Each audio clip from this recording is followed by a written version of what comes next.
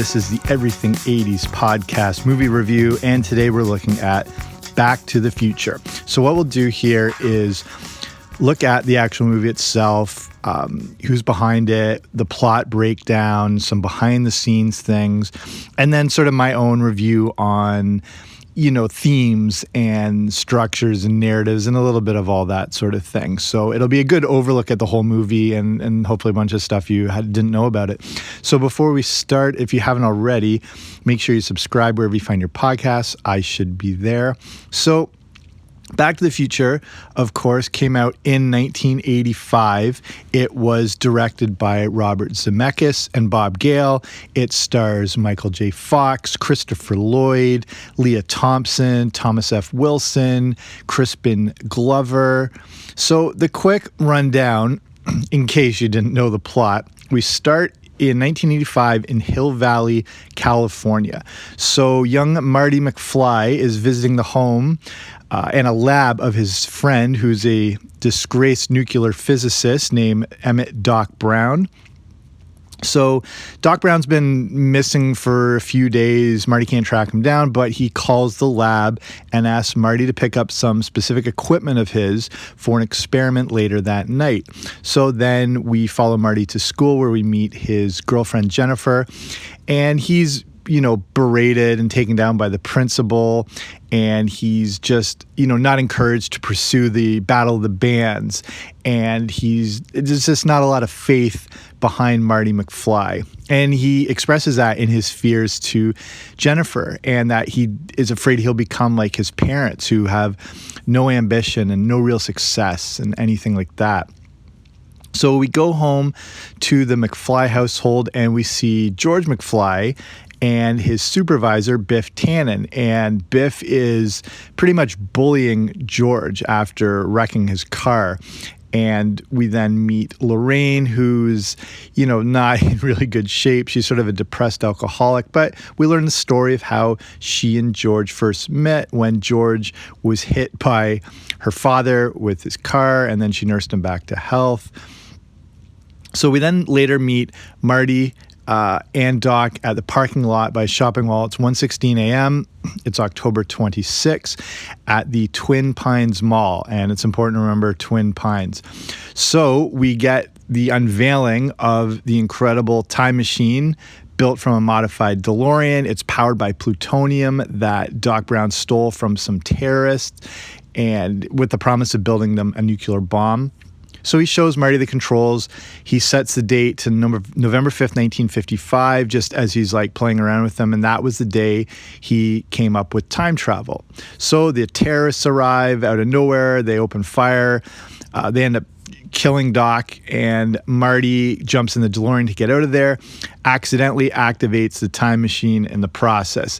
Then he finds himself transported back to November 5th, 1955, and he has no plutonium to return. Over the course of his discovery of the time he's in Hill Valley, he runs into a teenage George McFly. He also meets a young Biff, who they found has been bullying him since high school.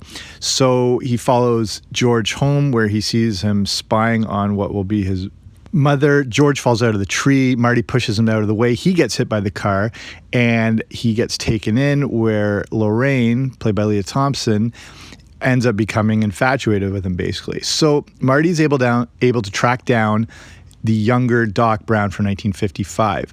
Doc's not too impressed with Marty's knowledge of the future, but he believes him when he tells him how he came up with time travel. Marty regales the tale that he had been told by Doc about falling off his toilet and coming up with a flux capacitor that makes time travel possible. So Doc is now believing him and wants to help Marty get back to the future, and then finds out that to do it, you need a huge surge of energy, 1.21 gigawatts, which can also actually be pronounced gigawatts, but a lot of physicists can go with the G on that one, or the soft G. And they find out that the only thing that can do this is a bolt of lightning, but you never know when or where they're going to strike. But Marty's got a flyer that you remember from earlier in the movie about the town courthouse being hit by a lightning bolt and it's stopping the clock tower. So it ends up that that's going to be that coming Saturday night, November 12th. So Doc then gets the plan in motion to help get him home, but he has to remind Marty not to interact with anyone as it could inadvertently alter the future. He then realizes he has accidentally bumped into his parents, and the feelings that Lorraine should have had for George have been transferred onto Marty. So now he's got to do all this to try and get them back together, or actually create that first romantic involvement, or he will be erased from existence. So Marty attempts, to connect them, but it's failing. So they come up with this plan that they're going to confront George is going to confront Marty, take him out, and then she'll fall for him. But Biff inadvertently comes in and ruins that whole plan. While that is all going on, Lorraine has asked Marty to the school dance, and that's when the plan is going to take place. During this, we get the kind of accidental invention of modern rock and roll, where Marty gets to go up on stage. He plays Johnny B. Good. Then as he gets out of there, the storm arrives.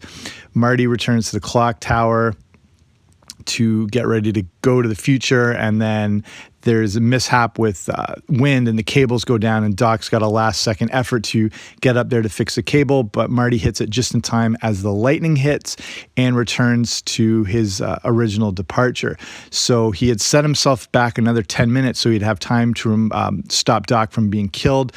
Doesn't get there in time, but watches as he runs up to, which is now the Lone Pine Mall, because when Marty first got to 1955, if you notice, he goes to Old Man Peabody's farm. As he's escaping, there's 2 pine trees in the front. He runs over one of them.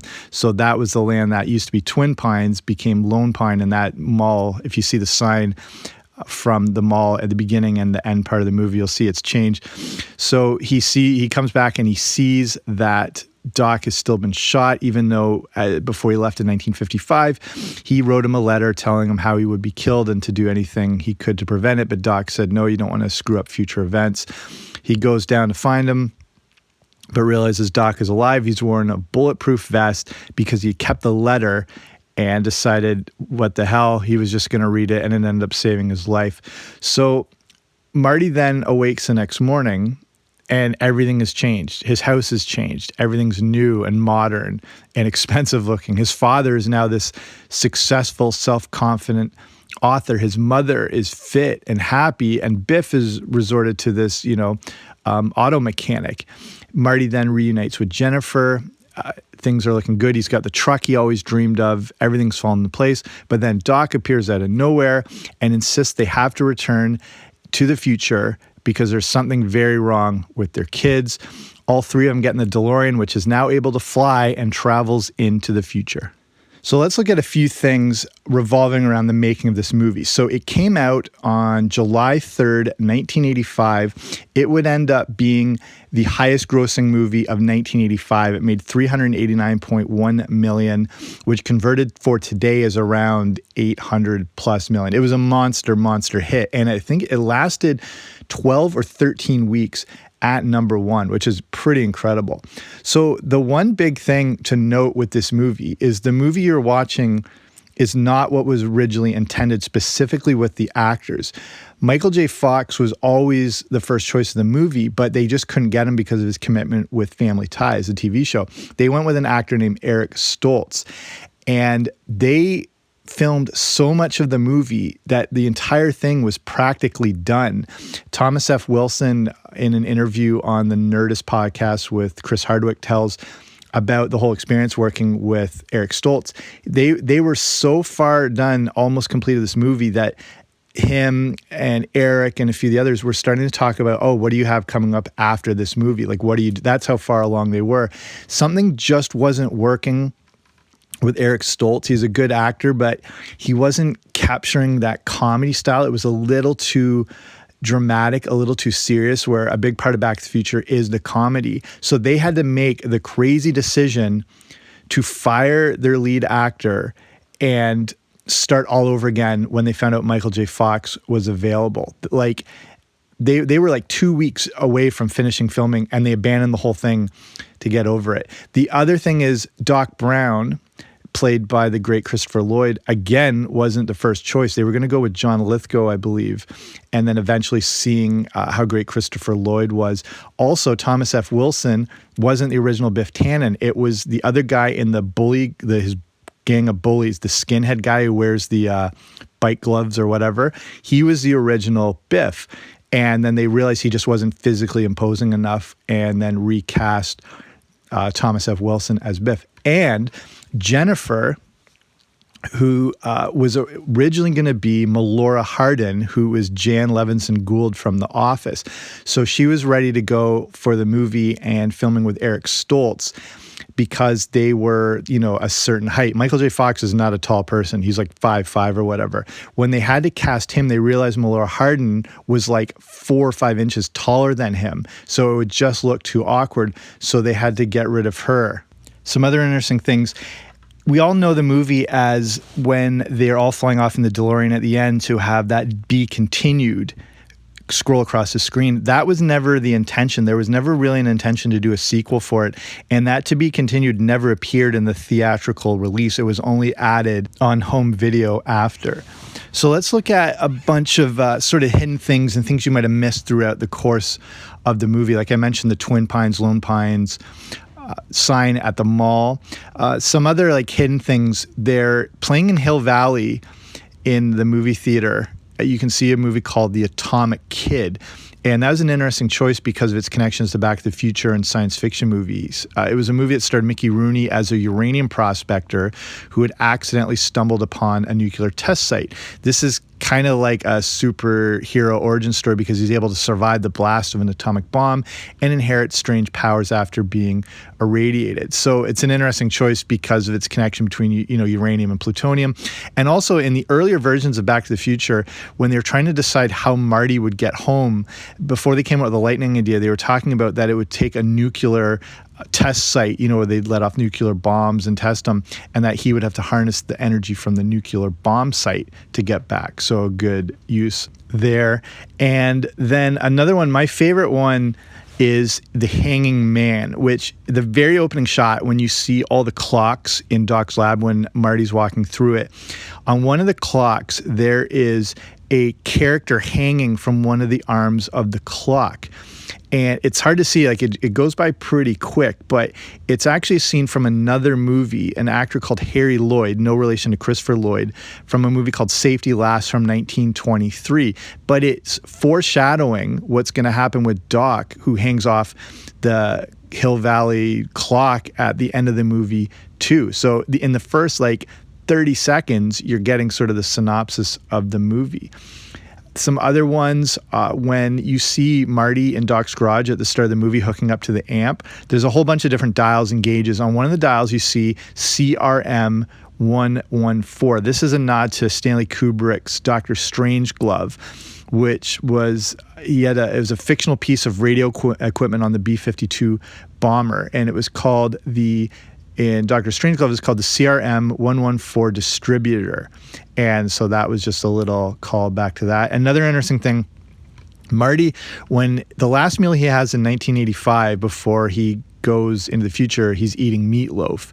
Then that night in 1955 with Lorraine's family, they're also eating meatloaf. So showing that this is sort of some continuity between the Baines women over the decades. And at that same time too, he's watching The Honeymooners, an episode called The Man from Space, where Ralph has to dress up as a man from space trying to win a costume contest. So they're watching that, the rerun in 1985. Then at the dinner table in 1955, they watch it. And of course, Marty says, hey, this is, I've seen this one, it's a classic. And they're like, how could you? It's brand new. And he talks about what a rerun, and they have no idea what a rerun is. The problem is that episode, this is set in obviously November 1955, that episode of The Honeymooners didn't come out till New Year's Eve in 1955. So there's no way they could have watched it in November 5th, 1955. Some other things, like a lot of those records you see in the stores in 1955 didn't actually come out until years later. So I don't know if someone missed that. There's also a typo in the phone book when Marty is in Lou's Cafe trying to call Doc.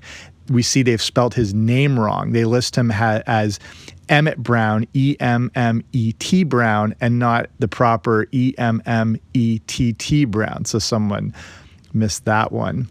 Let's go through a few more. There is the clock tower ledge, which hopefully you've noticed this one. In the first time we see 1985 and Marty and Jennifer sitting in front of the clock tower, the clock is stop, but it's completely normal. After Doc breaks it and Marty returns to the new 1985, we can see that ledge where he broke is still broken off and carried over through the decades. There's an interesting thing, like if you're wondering why at the dinner in 1985 before Marty leaves, George is eating peanut brittle, it's because it was from a deleted scene where a neighbor is basically forcing George into buying peanut brittle that his neighbor's daughter is selling for school or this bake sale thing or whatever like that. So because he has no willpower, he has bought like tons of this peanut brittle and has to eat it for dinner.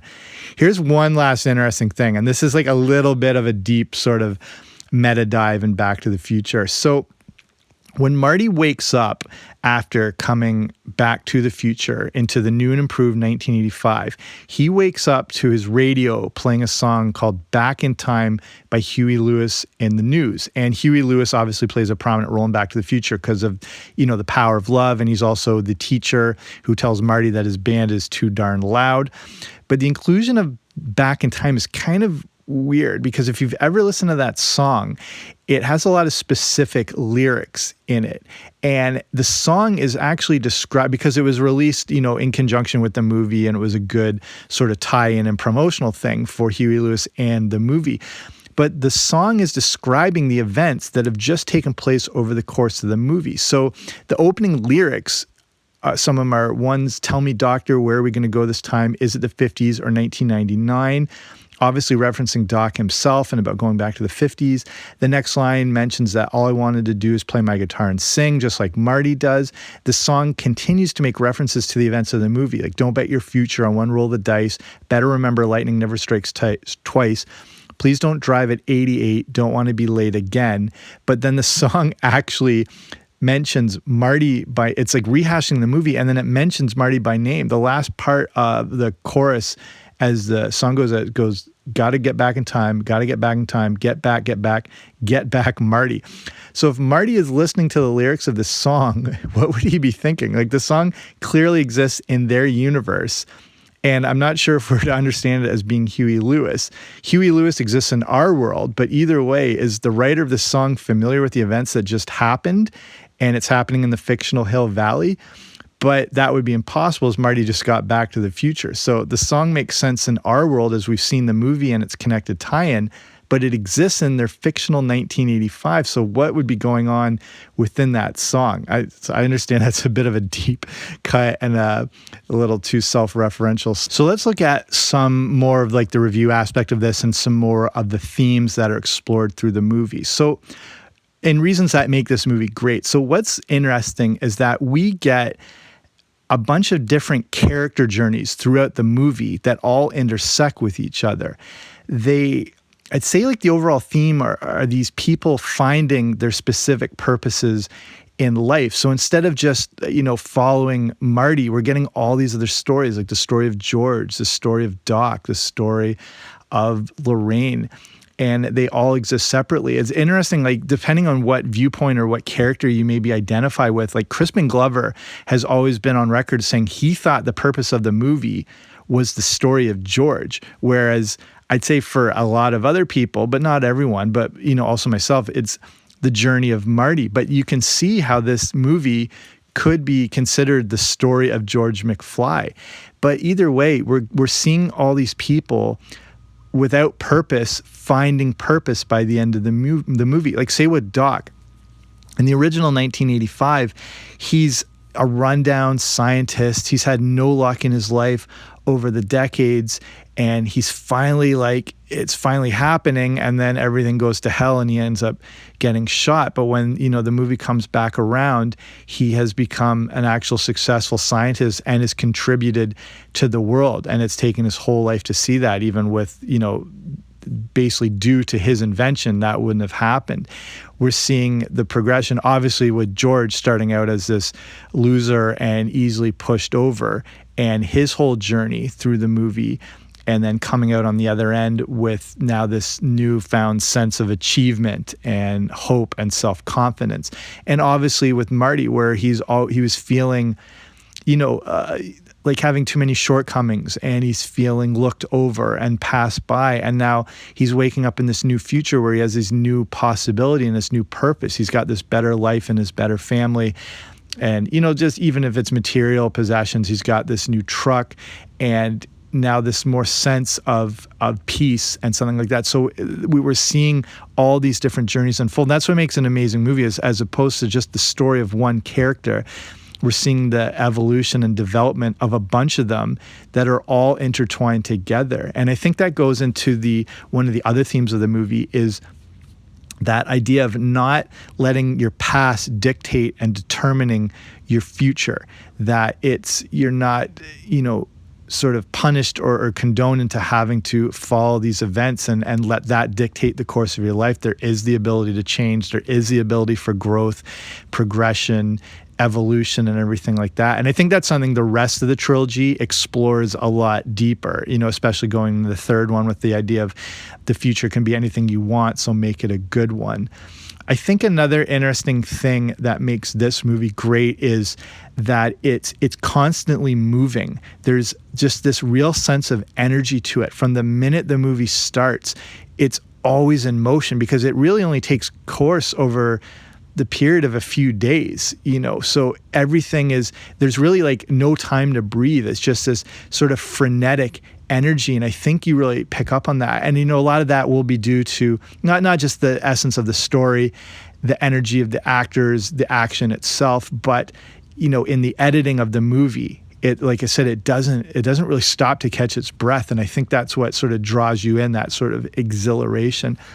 I think ultimately what makes this so good, Back to the Future, is that it really is one of the quintessential 80s movies. And what I think 80s movies did that really stood out, and which has made a lot of them absolutely beloved, is that they combine multiple genres into one movie. So Back to the Future is a science fiction movie, but it's also a romance film. It's a comedy.